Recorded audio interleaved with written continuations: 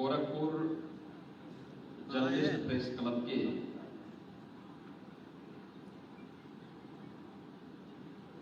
नवनिर्वाचित कार्यकारिणी के शपथ ग्रहण समारोह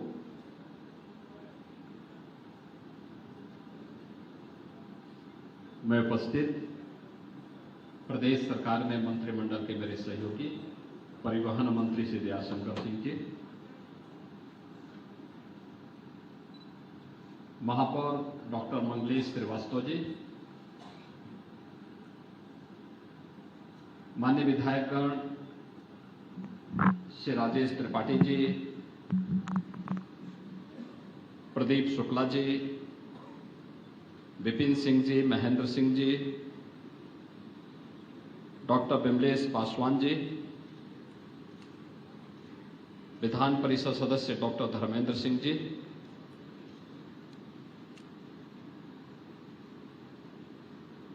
प्रेस क्लब के नवनिर्वाचित अध्यक्ष श्री रितेश मिश्र जी, उपाध्यक्ष श्री भूपेंद्र द्विवेदी जी, महामंत्री श्री पंकज श्रीवास्तव जी, दैनिक जागरण के स्थानीय संपादक श्री मदन मोहन सिंह जी, वरिष्ठ स्थानीय संपादक राष्ट्रीय सहारा से पीयूष बंका जी, स्थानीय संपादक राष्ट्रीय सहारा श्री दीप्ति भानुडी जी, वरिष्ठ पत्रकार और इस कार्यक्रम का कुशल संचालन कर रहे प्रोफेसर कुमार हर्ष जी, नवनियुक्त संयुक्त सचिव संगत प्रजापति जी, कोषाध्यक्ष प्रिंस कुमार पांडे जी, पुस्तकालय मंत्री श्री विनय कुमार सिंह जी,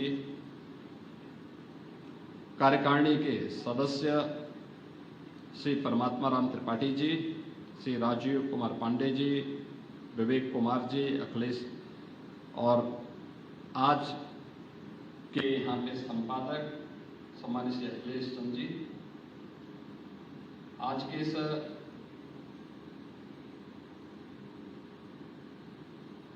शपथ ग्रहण समारोह में उपस्थित गोरखपुर के प्रेस क्लब के सभी निवर्तमान पदाधिकारीगण, वरिष्ठ हमारे सभी पत्रकारगण, महानगर के उपस्थित सभी गणमान्य संभ्रांत नागरिकगण और उपस्थित बहन और भाइयों,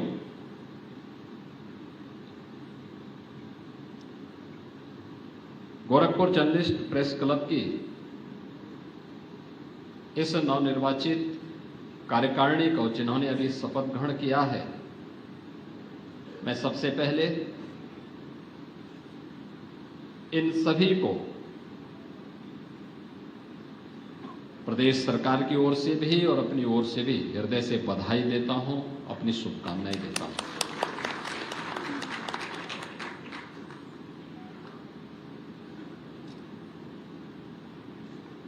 मीडिया की भूमिका लोकतंत्र में कितनी महत्वपूर्ण हो सकती है कि उसे हर उस संस्था ने या व्यक्ति ने लोकतंत्र के एक चतुर्थ स्तंभ के रूप में मान्यता दी है।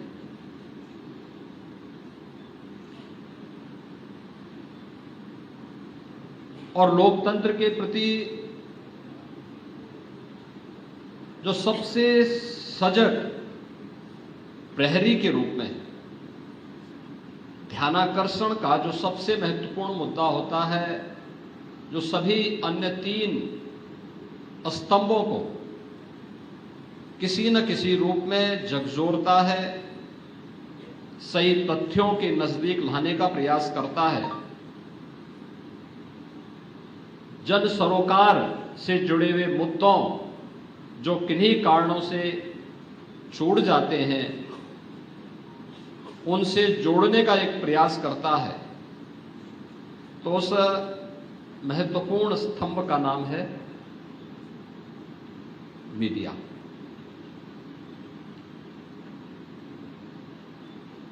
दुनिया के अंदर जहां कहीं भी आधुनिक लोकतंत्र पनपा है, आगे बढ़ा है, मीडिया की भूमिका समय के अनुरूप अलग अलग रूपों में देखने को मिल रही है, लेकिन उसके महत्व को लोकतंत्र के प्रति आग्रही कोई भी समाज कभी कम तर करके नहीं आंक सकता। उसकी प्रासंगिकता लोकतंत्र के प्रति जब लोगों के मन में भाव आया होगा, तब से ही किसी न किसी रूप में रही है, और आज के वर्तमान के कालखंड में तो इसकी कल्पना भी नहीं की जा सकती है कि मीडिया के बगैर लोकतंत्र की कल्पना हो। लोकतंत्र की प्रासंगिकता पर प्रश्न चिन्ह ही खड़ा करेगा अगर मीडिया को अप्रासंगिक कर दिया जाए। और गोरखपुर ये केवल एक महानगर नहीं है, गोरखपुर ये पूर्वी उत्तर प्रदेश का एक केंद्र बिंदु है, जो इस पूरे पूर्वी उत्तर प्रदेश के अंदर केवल 25 लाख या 50 लाख लोगों का अपने एक मार्केट के रूप में, एक बाजार के रूप में, एक महानगर के रूप में नहीं, बल्कि यहाँ पे शिक्षा के लिए, स्वास्थ्य के लिए, रोजगार के लिए, व्यापार के लिए और साथ साथ राजनीतिक गतिविधियों को भी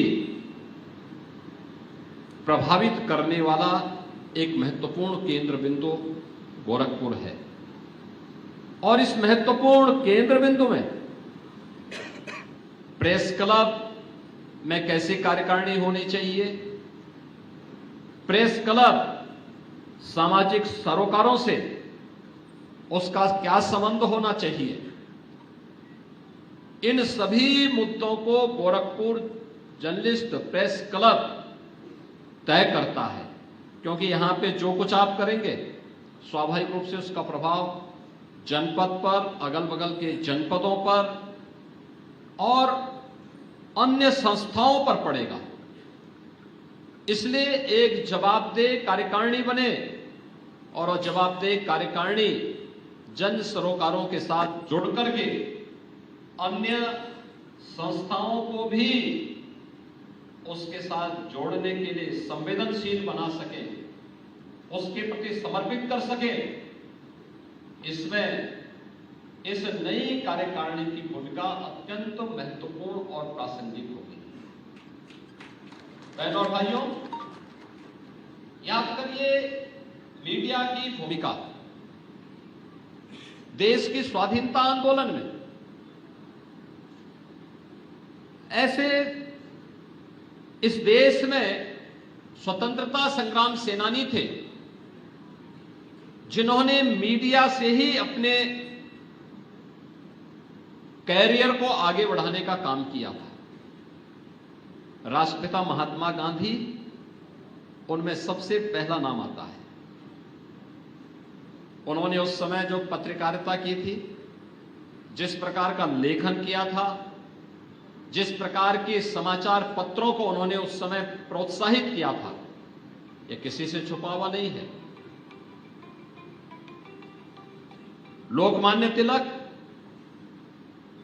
जिन्होंने जन चेतना को जागरूक करने में उस समय एक बड़ी भूमिका का निर्वहन किया था, और जन चेतना को जागरूक करने के लिए लोक परंपराओं का क्या महत्व हो सकता है, उस समय गणपति महोत्सव के माध्यम से उन्होंने उसको एक नई ऊंचाई तक आगे बढ़ाने का काम किया। पंजाब केसरी लाला लाजपत राय, वे स्वयं भी एक पत्रकार थे और उत्तर प्रदेश में क्रांतिकारियों के सिरमौर के रूप में, जिन्हें हम आज भी स्मरण करते हैं उनकी लेखनी के लिए। गणेश शंकर विद्यार्थी, कानपुर से उन्होंने अपनी लेखनी को, जिन धारदार लेखनी के माध्यम से उस समय के जज्बे को उन्होंने झकझोरा था, आज भी वह हम सबके लिए स्मरणीय बना हुआ है। याद करिए, जब इस देश के लोकतंत्र का गला घोंटा जा रहा था, तब बहुत सारे समाचार समूह ऐसे थे, मीडिया ऐसे थे, जिन्होंने उस समय अपनी लेखनी के माध्यम से लोकतंत्र को बचाने के लिए पूरी ताकत लगा दी थी, लड़े थे। ये देश रहना चाहिए, देश का लोकतंत्र रहना चाहिए, इसके लिए उन्होंने स्वयं के कैरियर को भी दांव पे लगाने में कोई संकोच नहीं किया था।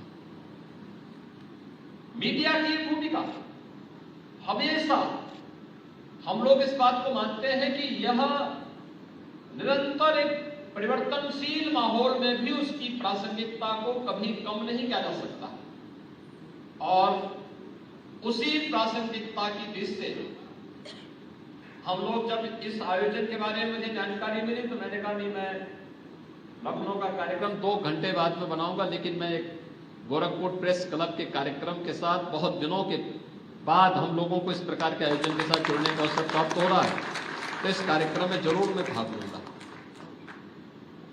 कि हम सही चीजों को, सही तथ्यों को जनता जनार्दन के प्रति अपनी लेखनी के माध्यम से प्रस्तुत कर सकें। यह महत्वपूर्ण इसलिए है, चाहे वह विधायिका हो, कार्यपालिका हो या न्यायपालिका। याद रखना, कोई भी संवैधानिक संस्था अपने आप को लोकतांत्रिक व्यवस्था में जन सरोकारों से अलग नहीं रख सकती। आम जन से उसके संपर्क और संवाद और उसके प्रति उसकी जवाबदेही,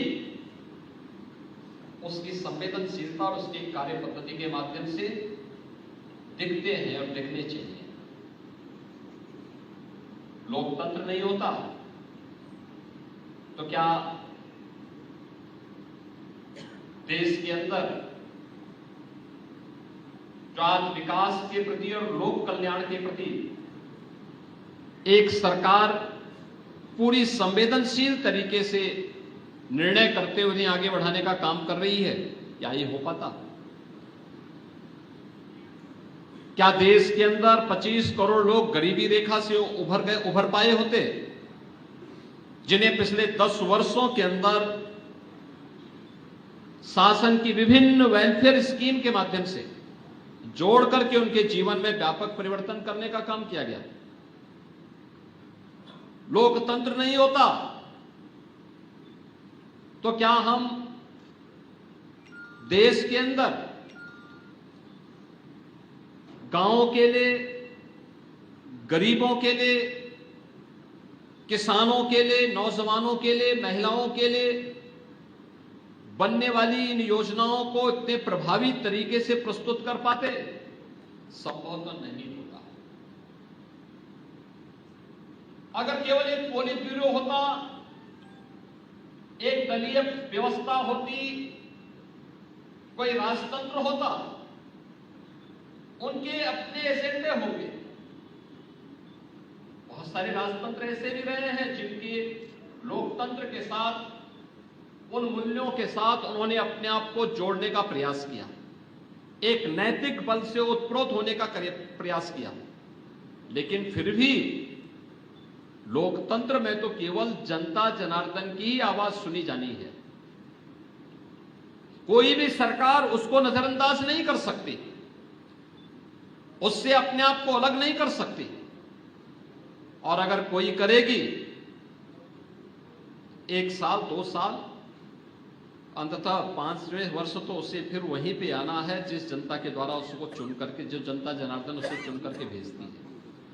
और इसलिए कोई भी सरकार, कोई भी शासन प्रशासन उससे अपने आप को अलग नहीं कर सकती है।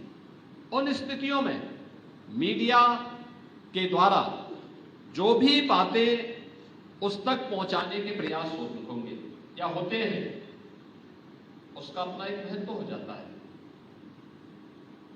मीडिया के आज अलग अलग रूप देखने को मिल रहे हैं और मुझे लगता है जब भी अवसर मिले तो हमें, जब हम अपनी लेखनी को सकारात्मक दिशा में आगे बढ़ाते हैं या जब मीडिया के मंच का उपयोग हमें एक सकारात्मक भाव के साथ जनता को ही सब कुछ मान करके उस पवित्र भाव के साथ जब हम अपना कार्य आगे बढ़ाते हैं तो वह जन विश्वास का प्रतीक बनता है। और लोकतंत्र में जन विश्वास का प्रतीक बनना ये सबसे महत्वपूर्ण बात है। अगर जनता का ही विश्वास नहीं है किसी व्यवस्था पर और उससे हम ये उम्मीद करें कि वह व्यवस्था लोक कल्याण का माध्यम बनेगी, यह संभव है। जनता का जिस पे स्वयं विश्वास न हो, क्या वह पार्टी या वह दल क्या पुनः सरकार बना सकती है? कभी नहीं बना सकती। जब तक जनता जनार्दन का विश्वास है, कोई भी दल, कोई भी पार्टी तभी तक सत्ता में रह सकती है। जिस दिन जनता का विश्वास उससे हटा तो उसको धराशायी होने में कोई देर नहीं लगती है। और उस विश्वास को बनाए रखने में राजनीतिक दलों की अपनी भूमिका है, लेकिन मीडिया की उससे भी महत्वपूर्ण भूमिका है। क्योंकि कोई भी राजनीतिक दल होगा, वह एक सीमित समय तक सीमित मात्रा में अपने संवाद के कार्यक्रमों को आगे बढ़ाती है, बैठक के माध्यम से, जनसंपर्क के माध्यम से। लेकिन वही बात मीडिया के माध्यम से एक साथ एक समय में लाखों लोगों तक पहुंचाई जा सकती है। वह समाचार माध्यमों के माध्यम से पहुंचाई जा सकती है, विजुअल मीडिया के माध्यम से पहुंचाई जा सकती है, डिजिटल मीडिया के माध्यम से पहुंचाई जा सकती है, सोशल मीडिया के प्लेटफॉर्म के माध्यम से पहुंचाई जा सकती है। ये मीडिया के अलग अलग रूप हम सबको आज के समय में देखने को मिल रहे हैं। लेकिन भूमिका किसी की भी कम नहीं हो पाई। यानी अगर कोई ये कहे कि विजुअल मीडिया के आने पर प्रिंट मीडिया का महत्व पूरी तरह समाप्त हो गया है, मुझे लगता है कि यह पूरी तरह सच नहीं हो सकता। या सोशल मीडिया के आने के बाद विजुअल मीडिया की प्रासंगिकता पर प्रश्न खड़े हो रहे हैं, मुझे लगता है ये पूरी तरह सच नहीं है। हाँ, एक चैलेंज जरूर आया है और वह चैलेंज है कि अलग अलग मीडिया ने भी अपने अलग अलग समर्थक वर्ग खड़ा किया है और हम कह सकते हैं कि एक बड़े पैमाने पर समाज को प्रभावित किया है। एक ग्रुप है जो समाचार पत्र जरूर पढ़ेगा और उसके बगैर उसकी दिनचर्या आगे नहीं बढ़ती। एक ग्रुप है जो किसी भी कार्य में जाने के पहले न्यूज जरूर देखेगा, किसी न किसी चैनल को देख करके न्यूज जरूर देखता है। वो लोकल हो सकता है, रीजनल हो सकता है, नेशनल हो सकती है, इंटरनेशनल हो सकती है। उन्हें अवलोकन करता, अपनी रुचि के अनुसार उसे देख करके फिर वह अपनी दिनचर्या को आगे बढ़ाता है। एक ग्रुप ऐसा भी है जो सोशल मीडिया के प्लेटफॉर्म पे देखता है कहां पे कौन सी गतिविधियां हैं, उन्हीं के माध्यम से फिर वो अपने कार्यक्रमों को आगे बढ़ा देता है। और एक ग्रुप है जो सारे कार्यों से फुर्सत पाने के बाद आराम के साथ डिजिटल मीडिया में देखता है कहां पे कौन सी सक्सेस स्टोरी है, कहां पे कौन सी चीजें हैं। अब आप बताइए, चारों रूप है। हम लोग जिस प्रकार का मसाला परोसेंगे, जिस प्रकार की व्यवस्था हम उनके सामने प्रस्तुत करेंगे, उसकी मानसिकता उसी के रूप अनुरूप आगे बढ़ती भी जाएगी। और इस विषय में आपको बताऊंगा कि इसकी सबसे सक्सेस स्टोरी आपके सामने हो सकती है अभी महाकुंभ प्रयागराज की। आप में मुझे लगता है कि ज्यादातर लोग कुंभ के आयोजन के साथ पहले भी जुड़े रहे होंगे और पहले भी जुड़े रहे होंगे। आपने देखा होगा इतने बड़े रूप में लोग उस आयोजन का हिस्सा नहीं बन पाते थे, क्योंकि मीडिया उसको उतना महत्व नहीं दे पाते थे, और उसको महत्व देने के साथ साथ एक वो बनता था कि भाई लोगों ने दे दी, रिपोर्टिंग दे दी, कुछ अपनी व्यवस्था कर ली, कार्यक्रम चलता था, आयोजन होते रहते थे। लेकिन प्रयागराज में महाकुंभ हो रहा है, लोकल स्तर पर, रीजनल स्तर पर, या फिर नेशनल और इंटरनेशनल स्तर पर हम लोग देखते थे। एक बड़ा तबका था जो बहुत पॉजिटिव स्टोरी कर रहा था, जो वहां व्यवस्था है उसको लेकर उन्होंने सकारात्मक लेखन के माध्यम से लोगों को अवगत कराना प्रारंभ किया। प्रयागराज में प्रशासन ने क्या क्या व्यवस्थाएं की, कैसे आप वहां पहुंच सकते हैं, आयोजन का महत्व क्या है, कैसे ये आयोजन होते हैं देश के अंदर 4 स्थानों पर, इस आयोजन के साथ कि कैसे कुंभ की मुहूर्त कैसे पड़ते हैं, बिना किसी आमंत्रण के कैसे लोग उस आयोजन का हिस्सा बनेंगे। एक बड़ा तबका था मीडिया का जो प्रिंट में भी, विजुअल मीडिया में भी, सोशल मीडिया और डिजिटल मीडिया के माध्यम से उस सकारात्मक लेखन के माध्यम से कार्य कर रहा था। लेकिन एक तबका ऐसा भी था जो अच्छी बात को भी नकारात्मक दृष्टि से लिखता था, और नकारात्मक दृष्टि से लिखता था तो बहुत बार लोग मुझसे पूछते थे, कहते थे साहब हम लोग तो वहां होके आ गए हैं, लेकिन ये सब नकारात्मक टिप्पणी क्यों हो रही है? हमने कहा ये आवश्यक है, जो भी लिख रहा है वो हमारा ही काम कर रहा है। लोग कहते थे क्यों, हम तो देखे वहां कोई दिक्कत नहीं। हमने कहा देखो ये आपकी दृष्टि हो सकती है, अब जिसको अच्छी चीज भी अच्छा नहीं दिखाई देता तो उसके लिए आप क्या कर सकते हैं, उसको लिखने दो ना, वो हमारा ही काम कर रहा है। उसने कहा ऐसे कैसे आप कह सकते हैं? लोग बोलते थे, रोज प्रश्न मेरे सामने खड़े होते थे। मैंने कहा देखो दाल तभी अच्छी लगती जब उसमें तड़का लगता है, और तड़का हमेशा कोई जीरे का लगाएगा तो उसका कालापन तो दिखाई देगा वहां पे। तो कहने लगा ये बात तो सही है। तो हमने कहा ये दाल में तड़का है, इसको पड़ने देना चाहिए, चलने देना चाहिए, दाल स्वादिष्ट होगी। आयोजन तभी है जब एक तरफा चलेगा तो फिर उसमें उसका मजा समाप्त हो जाएगा, आयोजन का मजा समाप्त होगा। ये कुछ ना कुछ नेगेटिव टिप्पणी भी दिखनी चाहिए, लोगों को लगना चाहिए कि इनकी दृष्टि नकारात्मक है, इनको हमेशा नकारात्मक ही दिखाई देगा, लेकिन उसमें लोग अपने आप ही अच्छाई खोज लेंगे। और मैं देखता था उस मामले में कि पहली बार इंटरनेशनल मीडिया ने महाकुंभ के कवरेज को पहले के आयोजनों की तुलना में कुछ सही परिप्रेक्ष्य में रखने का प्रयास किया। मुझे याद है जब 2019 में हम प्रयागराज में कुंभ का आयोजन कर रहे थे, तो उस आयोजन में यूनेस्को इसे मान्यता दे, प्रधानमंत्री जी के पहल पर यूनेस्को ने मानवता के मूर्त सांस्कृतिक धरोहर के रूप में प्रयागराज के कुंभ को एक महत्व दिया। लेकिन आयोजन कितना बड़ा होता है, मीडिया की रिपोर्ट के आधार पर स्वयं यूनेस्को के डायरेक्टर वहां पहुंचे और उन्होंने इस आयोजन को देखा, देख करके अभिभूत थे।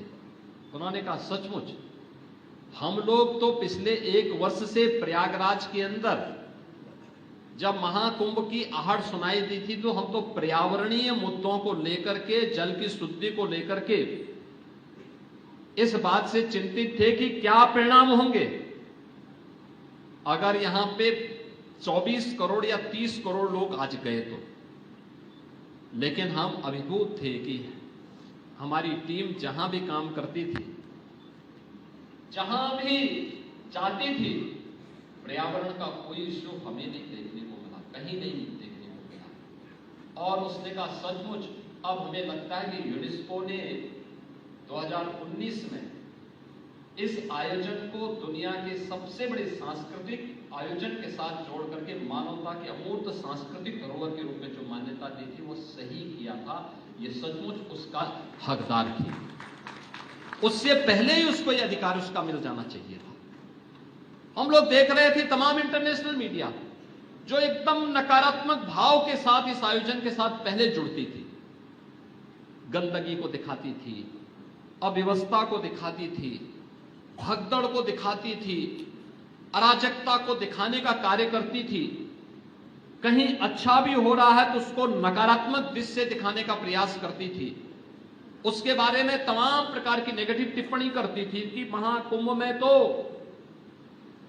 महिला पुरुष का भेद होता है,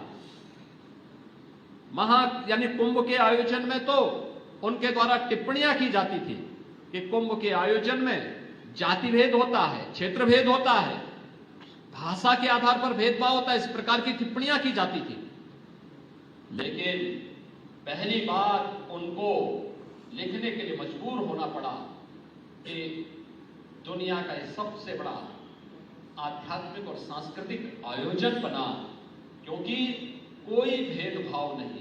जो उनको बताया गया था कि भारत में तो जाति भेद है, क्षेत्र के नाम पर बटे हुए हैं, भाषा के नाम पर विभाजित हैं, यहां पे महिला और पुरुष में लिंग भेद है, वहां आकर के उनकी आंखें खुली की खुली रह गई जब उन्होंने देखा कि एक ही संगम पे, त्रिवेणी के एक ही संगम में क्या महिला है, क्या पुरुष है, क्या उत्तर है, क्या दक्षिण है, क्या पूरब है, क्या पश्चिम है, कोई कौन पंथ है, कौन संप्रदाय है, कोई भेद नहीं। उत्तर दक्षिण पूरब पश्चिम पूरा भारत एकजुट होकर के एक ही त्रिवेणी के संगम में स्नान कर रहा है। और मीडिया की सकारात्मक पहल जो हमारी स्थानीय मीडिया ने, नेशनल मीडिया ने जो पहले चरण में उस अभियान को आगे बढ़ाया था, तो इंटरनेशनल मीडिया को भी उसके बारे में सकारात्मक रूप से लिखने के लिए मजबूर होना पड़ा था, और जिसके कारण दुनिया का हर व्यक्ति वहां उस आयोजन का हिस्सेदार बना। मैं देखता था भारत के अंदर पहली बार तमिलनाडु से लोग वहां आए, केरल से वहां बड़ी पैमाने पे श्रद्धालु आए,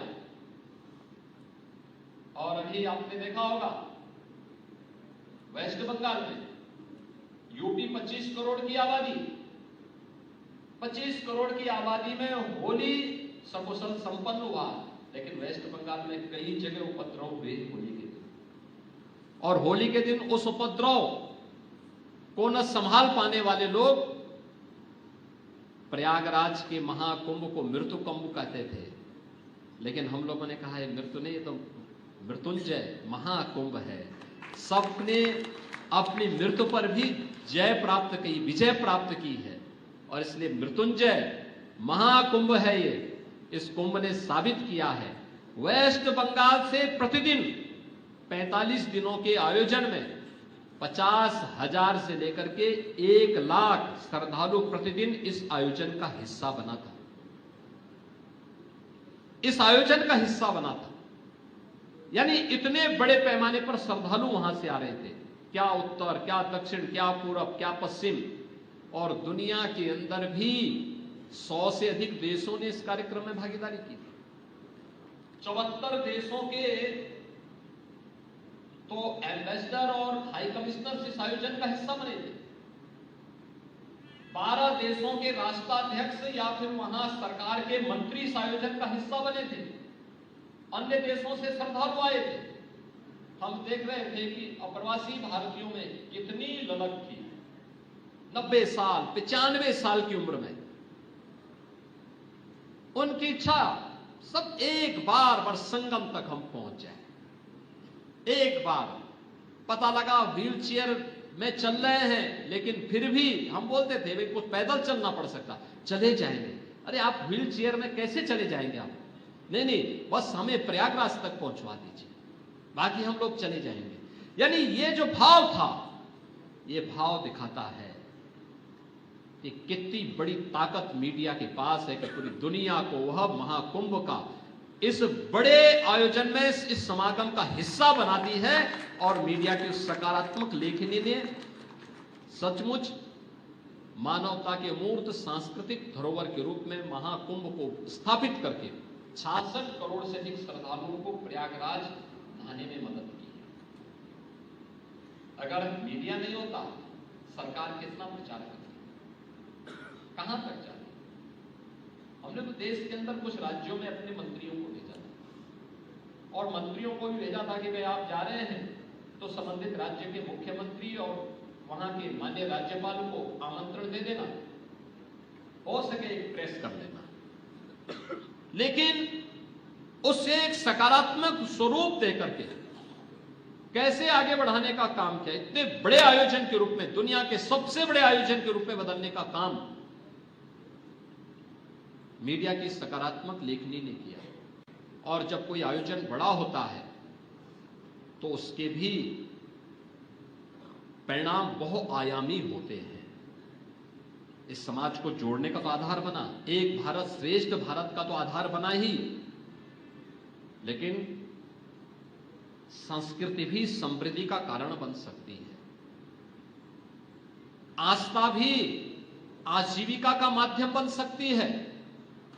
कि आपने देखा होगा, पहली बार यह भी देखने को मिला होगा, और उस भाव को हम लोगों ने बहुत नजदीक से महसूस किया।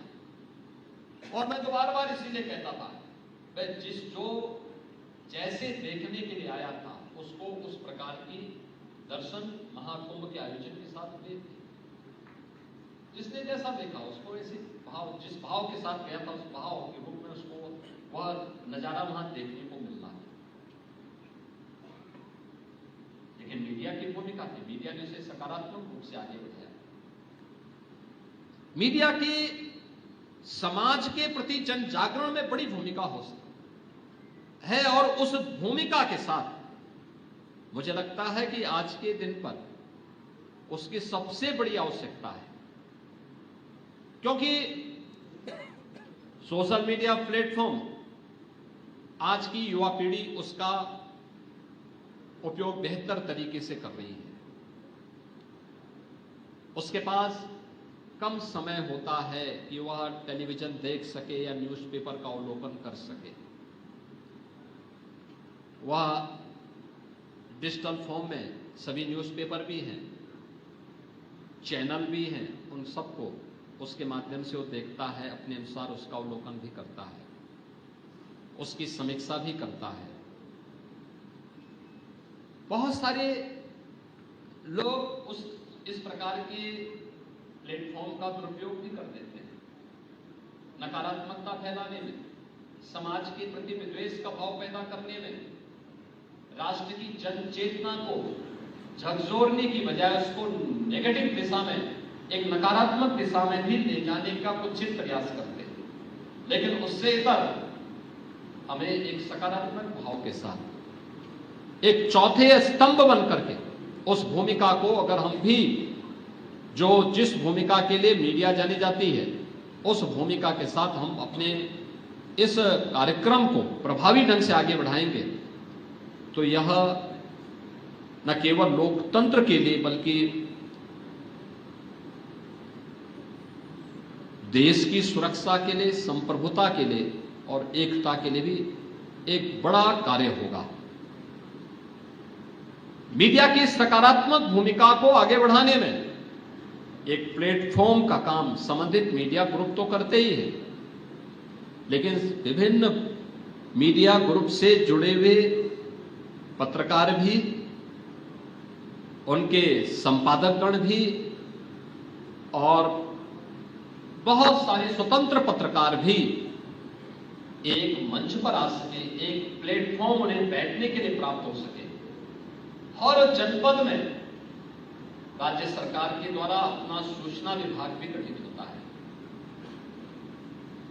मीडिया के प्रति शासन की जवाबदेही के एक माध्यम बने। ये केवल सरकार का प्रचार करेंगे इसलिए नहीं, बल्कि समाज के प्रति मीडिया की भूमिका को और प्रभावी ढंग से आगे बढ़ाने में, इसकी भूमिका को प्रभावी ढंग से आगे बढ़ाने में सरकार भी कुछ योगदान दे सके, इस दृष्टि किया गया है। और मुझे प्रसन्नता है कि गोरखपुर में प्रेस क्लब का अपना एक अत्याधुनिक भवन भी बनकर के तैयार है, और उस भवन का बेहतर उपयोग हो।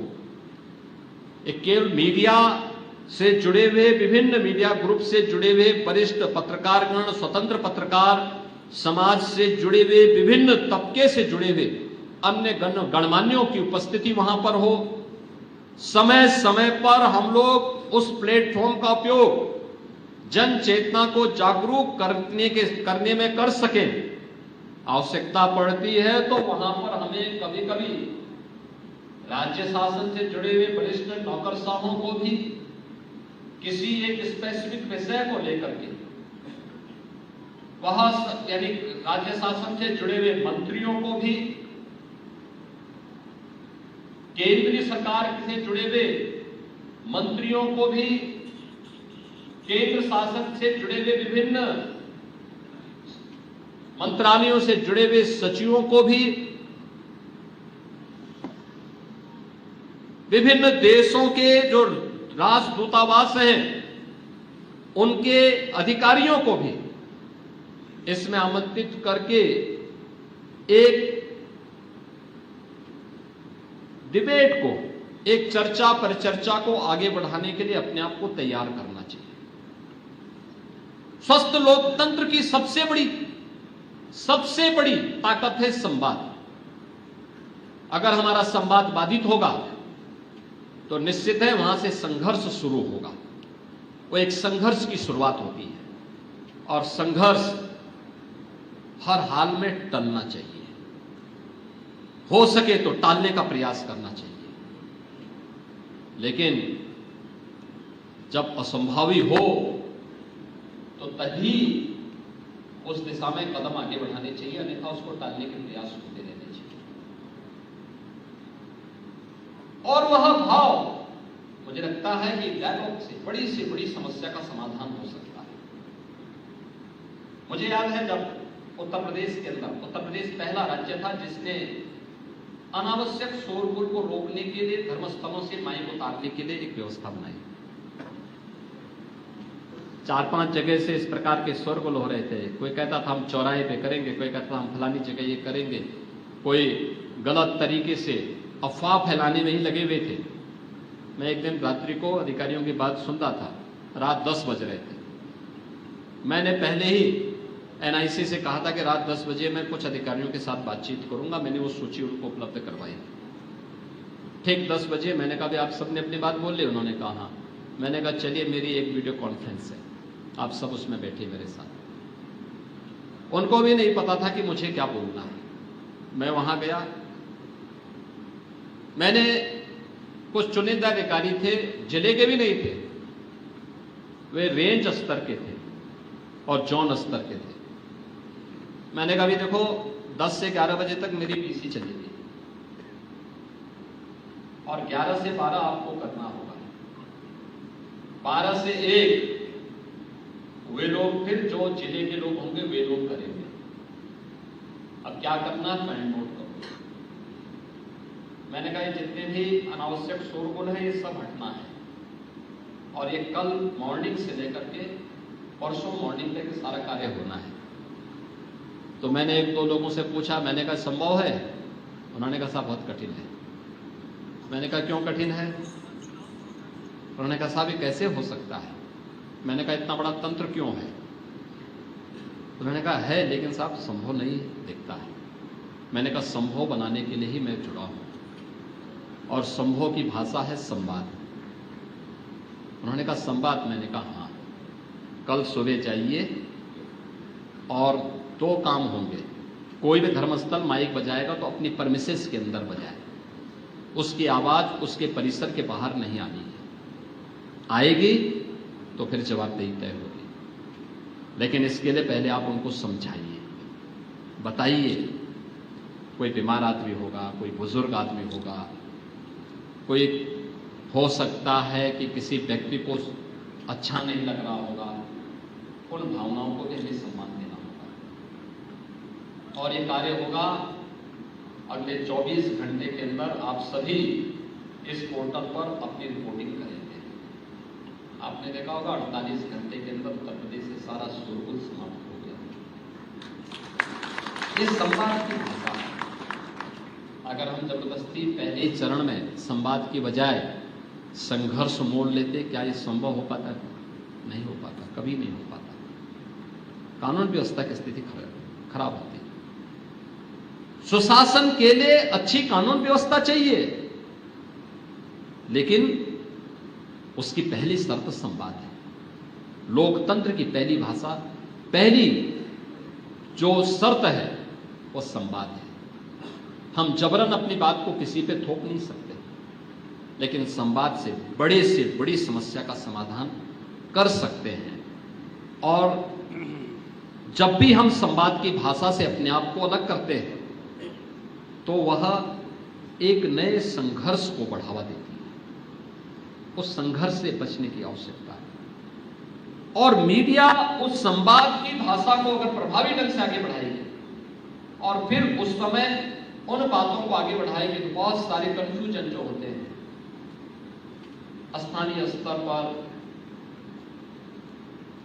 रीजनल स्तर पर, नेशनल राष्ट्रीय स्तर पर, अंतर्राष्ट्रीय स्तर पर, इन बहुत सारी समस्याओं का समाधान इस संवाद के माध्यम से किया जा सकता है। और उस संवाद को प्रभावी ढंग से आगे बढ़ाने का जो सबसे सशक्त माध्यम हो सकता है वह मीडिया हो सकती है। आपके पास आवश्यक नहीं कि हम 1 लाख लोगों को इकट्ठा करके अपनी बात सुनाएं। आपके लिए 200 लोग पर्याप्त हैं। 200 लोग सामने बैठेंगे और 200 लोग में से हर व्यक्ति लिखना प्रारंभ कर देगा तो मान करके चलिए कि वो 2 करोड़ लोगों तक वो आवाज आपकी वैसे पहुंच जा रही। एक झटके में 2 करोड़ लोगों तक आप पहुंचा दे रहे हैं। यानी उसको वहां तक पहुंचने में कोई, और फिर वे 2 करोड़ लोग भी उसको सकारात्मक भाव के साथ आगे बढ़ाएंगे तो उसको 20 करोड़ और 25 करोड़ लोगों तक पहुंचने में कोई देर नहीं लगेगी, कोई देर नहीं लगेगी। मैंने महाकुंभ का उदाहरण आपको बताया है और ऐसे ही अन्य मुद्दों को लेकर के विश्वविद्यालय के कुलपतियों को विभिन्न विषयों को लेकर के बुलवाइए, विश्वविद्यालय के प्राध्यापकों को बुलवाइए, समाज जीवन से जुड़े हुए अलग अलग तबके में बहुत सक्सेस स्टोरी के साथ जिन लोगों ने काम प्रारंभ किया है, किसी ने व्यापार के क्षेत्र में किया होगा, किसी ने कृषि के क्षेत्र में किया होगा, किसी ने, कोई युवा होगा उसने कोई इनोवेशन किया होगा, कोई अपना स्टार्टअप प्रारंभ किया होगा, कोई महिला होगी जिसने आर्थिक स्वावलंबन का एक नया मॉडल प्रस्तुत किया होगा। ये ढेर सारे उदाहरण हैं। अगर मीडिया उसको आगे नहीं बढ़ाएगी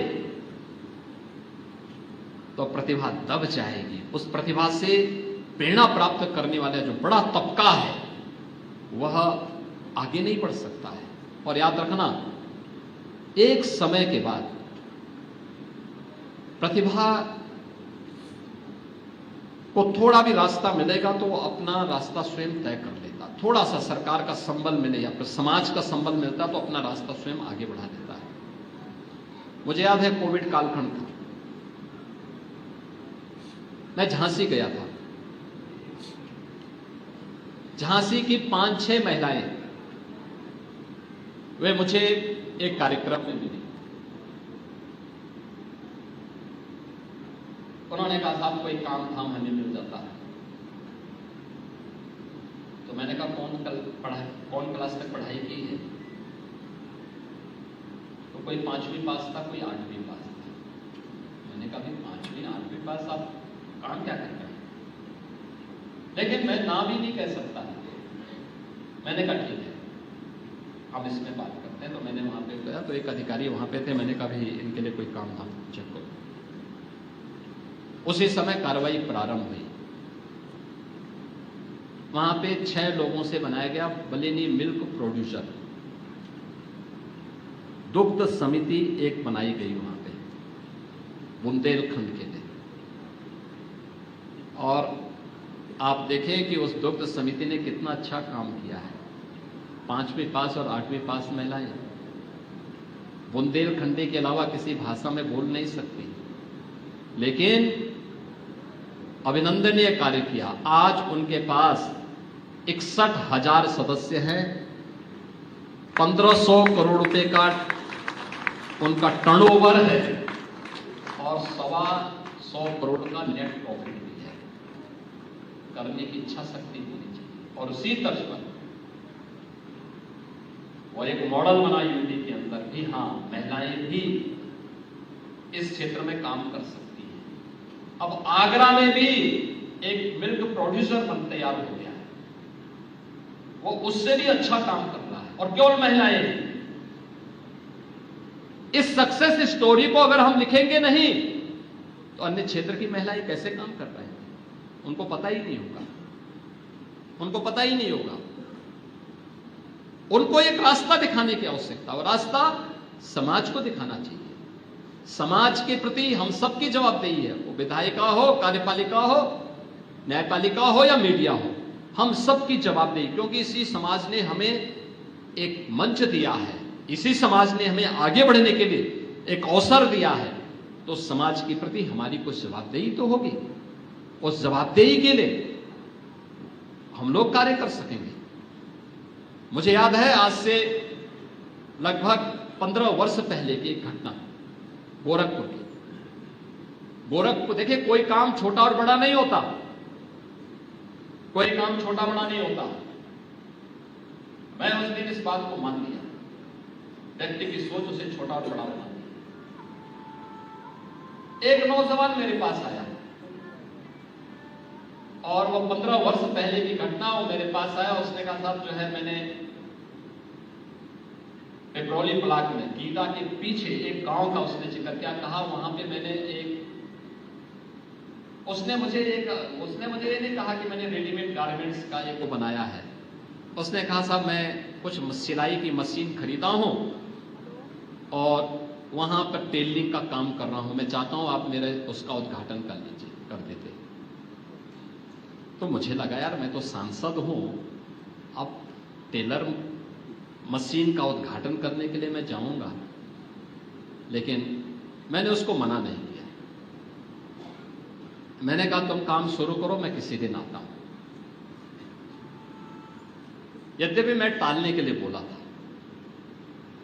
लेकिन मुझे लगा यार देखो, एक दिन मैं उधर ही से गीता के पास गया था एक कार्यक्रम में, तो गीता से मेरे मन में आया, देखो उस नौजवान ने मुझे कहा था, तो मैंने वहां के लोकल कार्यकर्ताओं से कहा, मैंने कहा भी देखो, उस गांव से एक व्यक्ति मेरे पास आया था एक दिन, उसने वहां गांव में कुछ सिलाई की मशीनें रखी हुई हैं, देखो तो कैसा काम चल रहा है, मुझे बताओ क्या मैं वहां जा सकता हूं? उसने कहा हाँ, उसने कहा तो हमारे गांव में ही है और उस फलाने टोले पर है। मैंने कहा अच्छा, मैंने कहा वहां जाऊंगा। हमने अपनी गाड़ी, तो मेरे साथ लोग थे, मैंने उन लोगों से कहा, मैंने कहा वहां चलना है। देखिए 15 वर्ष पहले की घटना मैं बता रहा हूं कि कैसे उस नौजवान ने क्या था। मुंबई में रहता था, मुंबई से वापस आया था। उसने यानी इस सभागार के आधे पे इसी प्रकार के 2 बड़े सभागार बनाए थे, सिलाई की आधुनिक मशीनें लेके आया था। गांव की 20 महिलाएं उस समय वहां काम कर रही थी, और प्रति नग यानी प्रति कपड़ा नग के हिसाब से वो पैसा देता था। लेकिन पहले उसने उनकी ट्रेनिंग करवाई। ट्रेनिंग के दौरान वह उन्हें 3000 रुपया भोजन की व्यवस्था करता था, और जब वे ट्रेंड हो जाती थी तो उसके बाद वह प्रति नग के हिसाब से उन्हें पैसा देता था। तो मैं पहुंचा था उस समय। गोरखपुर में बिजली 3 से 4 घंटे आती थी, और तो गांव था, तो गांव में तो एक सप्ताह आती थी, एक सप्ताह नहीं आती थी। तो मैंने उसको कहा यार बिजली नहीं रहती कैसे? उसने कहा मैंने जनरेटर लगाए थे, मैं जनरेटर लगाया हूं, जनरेटर से चलाता हूं। एसी लगाया था वो, यानी वो एसी भी लगाया था और चलता था। तो मैंने कहा अच्छा। फिर मुझे लगा कि क्या ऐसा तो नहीं कि महिलाओं को एक पैसा कम देता हो? तो मैंने उन महिलाओं से पूछा, मैंने कहा भी आप कितना पैसा कमा लेती हैं? तो एक महिला बोली कि मैं सुबह घर का सारा कामकाज करके 10 बजे 10:30 बजे तक आती हूं और शाम 4 बजे तक यहां काम करती हूं। एक दिन में मैं लगभग 500 रुपये कमा ले, 500 रुपये के कपड़े सिल लेती हूँ। 500। मैंने कहा पैसा मिल जाता? कहाँ, जब पैसा मैं मांगती हूँ तत्काल पैसा मिल जाता है। फिर मैंने दूसरी महिला से पूछा, उसने भी कहा साहब इसे, यानी आप आश्चर्य करेंगे कि घर का काम करते करते अगर कोई 12 से 15 हजार रुपये महीना कमा ले तो कौन बुरा है। और एक युवा की सक्सेस स्टोरी थी। मैंने कई बार कहा इसके बारे में, मैंने कहा देखो उसकी सक्सेस स्टोरी सामने आनी चाहिए। आगे बढ़नी चाहिए। फिर मैं मुख्यमंत्री बना तो मैं गीला का निरीक्षण करने के लिए गया था, तो वहाँ एक एग्जीबिशन लगी हुई थी, अलग अलग एग्जीबिटर ने अपने अपने वो लगाए हुए थे।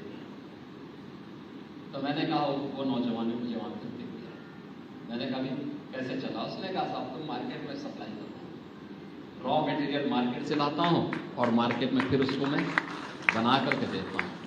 कपड़े, जिस प्रकार का कपड़े, याद करना रेडीमेड गारमेंट्स में एक बड़ा कार्य, एक बड़ा हब भारत बन सकता है।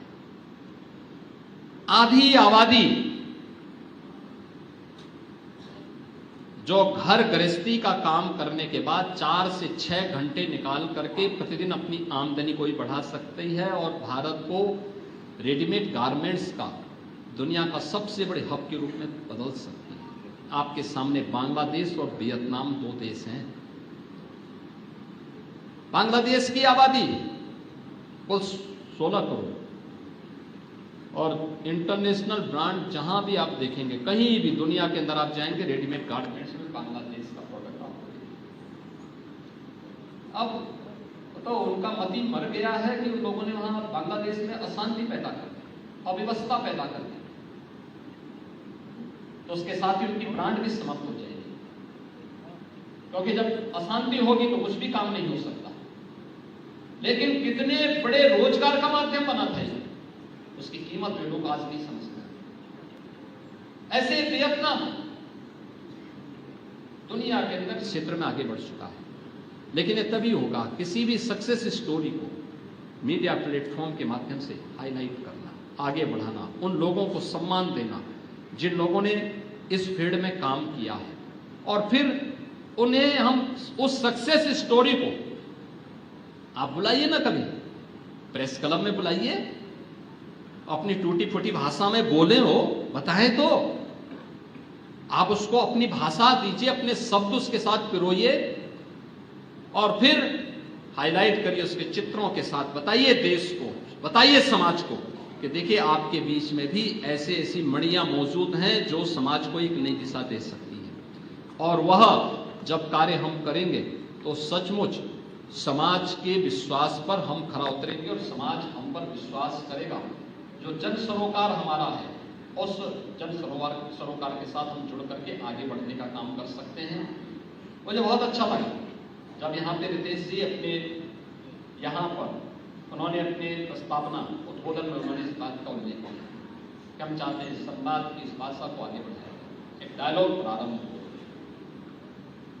और डायलॉग एक दिल्ली में होता है, 2.5 मिनट डायलॉग के माध्यम से आते हैं, राजनयिक भी आते हैं, बड़े बड़े राजनेता भी जाते हैं, उद्योग जगत से जुड़े हुए लोग भी आते हैं, समाज जीवन से जुड़े हुए लोग भी आते हैं, और वही गोरखपुर डायलॉग के माध्यम से गोरखपुर जर्नलिस्ट प्रेस क्लब भी इस डायलॉग को आगे बढ़ाने का काम कर सकता है। वह डायलॉग प्रभावी होगा, मीडिया की प्रासंगिकता को समाज जीवन में और प्रभावी ढंग से आगे बढ़ाने का काम करेगा, मीडिया की ताकत का एहसास कराएगा। और यह तो सबसे अच्छा निरपेक्ष कार्य है, वह किसी भी व्यक्ति की सक्सेस स्टोरी को सामने रख देना, उस व्यक्ति ने अच्छा काम किया, हमें उसको समाज के सामने प्रस्तुत करना, और एक सक्सेस स्टोरी को आप सामने रखेंगे, न जाने कितने लोगों के जीवन में आप परिवर्तन करने का माध्यम बन रहे हैं, न जाने कितने लोगों को आप आगे बढ़ाने का काम कर रहे हैं। और यह कार्य गोरखपुर जर्नलिस्ट प्रेस क्लब प्रभावी ढंग से आगे बढ़ाएगा, मुझे पूरा विश्वास है। यहां पर कुछ चीजें उन्होंने मेरे सामने रखी, उन्होंने 2-3 प्रस्ताव मेरे सामने दी हैं, अभी उनकी शुरुआत है, औपचारिक कार्य ग्रहण करने के बाद उनको अभी अपने कार्यक्रमों को बहुत अच्छे ढंग से आगे बढ़ाना है। हम लोगों ने पहले ही कहा था कि गोरखपुर प्रेस क्लब में ई लाइब्रेरी होनी चाहिए, और हम भी चाहते हैं लाइब्रेरी जितनी मजबूत होगी, जितनी समृद्ध होगी, उतना ही आप भी उसका अवलोकन कर पाएंगे। और मुझे लगता है दोनों फॉर्म में होनी चाहिए, यानी वहां पे आपकी डिजिटल लाइब्रेरी तो हो ही, डिजिटल लाइब्रेरी के साथ साथ आपके पास उस प्रकार के पब्लिकेशंस और उस प्रकार की पुस्तकों का एक पूरा अच्छा होना चाहिए। जैसे देश के अंदर संविधान पे जो डिबेट हुई थी हिंदी और इंग्लिश, उस डिबेट की प्रतियां आपके पास मौजूद होनी चाहिए। या फिर देश के अंदर अन्य महत्वपूर्ण घटनाओं से जुड़ी हुई डिबेट होगी, उनको ही मंगाना चाहिए। विभिन्न राज्यों के अंदर होंगी, उसको ही मंगाया जाना चाहिए। अलग अलग जन आंदोलनों से जुड़े हुए, जनता से जुड़े हुए विभिन्न मुद्दों को लेकर के या विभिन्न पक्षों को लेकर के उससे जुड़े हुए साहित्य को भी हमें उस लाइब्रेरी का हिस्सा बनाना चाहिए। बहुत सारे ऐसे उद्धरण होंगे जिसको आपको बहुत बार कोट करना पड़ेगा। उन धर्म ग्रंथों को भी, वो किसी भी मत और मजहब के हों, संप्रदाय को हों, आप उनको रखिए वहां पे, देखिए वहां पे आपको देखने का अवसर मिलेगा। जब कोई व्यक्ति किसी बात पर आगे बढ़ाने का काम करता है, उस पर चर्चा परिचर्चा की बात करता है, तो आपके सामने पहले से रेफरेंस बुक्स होगी, उसके माध्यम से आप उनको बता पाएंगे कि नहीं भाई आप गलत बोल रहे हैं, ये है सच्चाई, ये है। तो बहुत सारे लोगों की आंखों को खोलने वाला होगा। बहुत बार न्यायपालिका से जुड़े हुए लोग भी आते हैं, लोकल स्तर पर न्यायिक अधिकारी जनपद स्तर के तो हैं ही, लेकिन आप प्रयागराज में हमारा हाई कोर्ट है, वहां से भी आप लोगों को बुला सकते हैं। कौन नहीं आना चाहेगा? आपके कार्यक्रमों में तो आने में किसी को भी परेशानी नहीं होगी। ये चीजें अगर हम आगे बढ़ाएंगे और एक विषय को उनके सामने देंगे तो बहुत सारी चीजें यहां पर हम सबके सामने देखने को मिलेगी।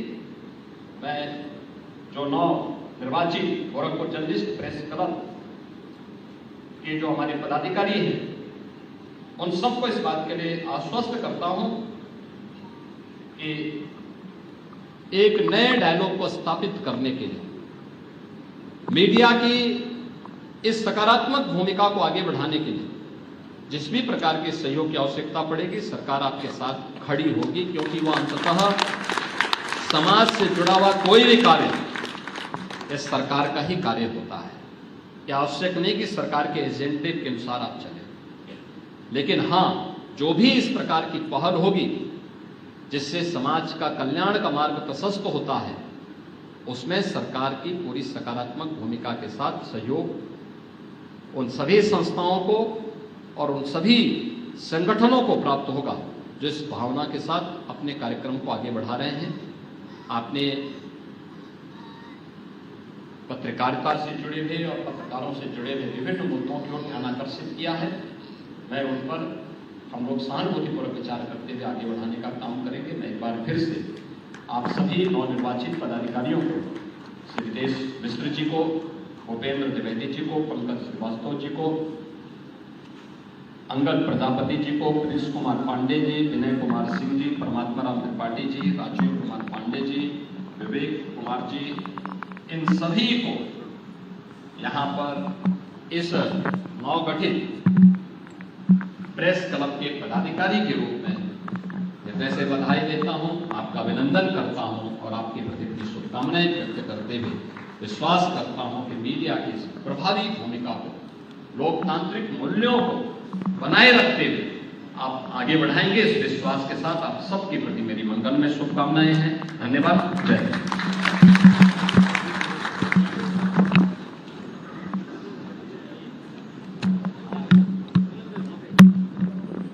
लोकतंत्र में शांति और सुशासन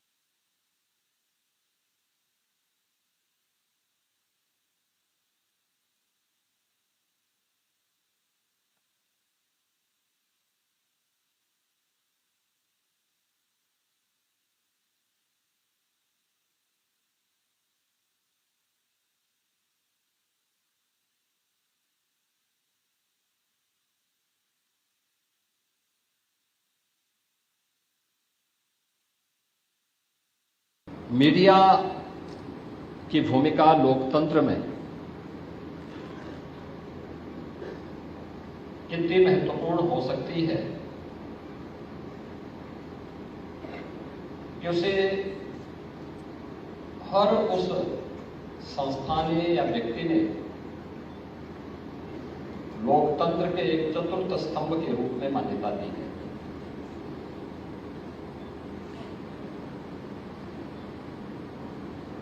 और लोकतंत्र के प्रति जो सबसे सजग प्रहरी के रूप में ध्यानाकर्षण का जो सबसे महत्वपूर्ण मुद्दा होता है, जो सभी अन्य 3 स्तंभों को किसी न किसी रूप में झकझोरता है, सही तथ्यों के नजदीक लाने का प्रयास करता है, जन सरोकार से जुड़े हुए मुद्दों जो किन्हीं कारणों से छूट जाते हैं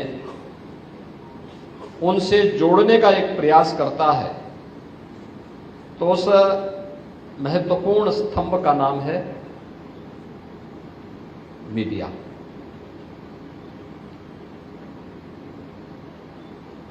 दुनिया के अंदर जहां कहीं भी आधुनिक लोकतंत्र पनपा है, आगे बढ़ा है, मीडिया की भूमिका समय के अनुरूप अलग अलग रूपों में देखने को मिल रही है, लेकिन उसके महत्व को लोकतंत्र के प्रति आग्रही कोई भी समाज कभी कम तर करके नहीं आंक सकता। उसकी प्रासंगिकता लोकतंत्र के प्रति जब लोगों के मन में भाव आया होगा तब से ही किसी न किसी रूप में रही है, और आज के वर्तमान के कालखंड में तो इसकी कल्पना भी नहीं की जा सकती है कि मीडिया के बगैर लोकतंत्र की कल्पना हो। लोकतंत्र की प्रासंगिकता पर प्रश्न चिन्ह ही खड़ा करेगा अगर मीडिया को अप्रासंगिक कर दिया जाए।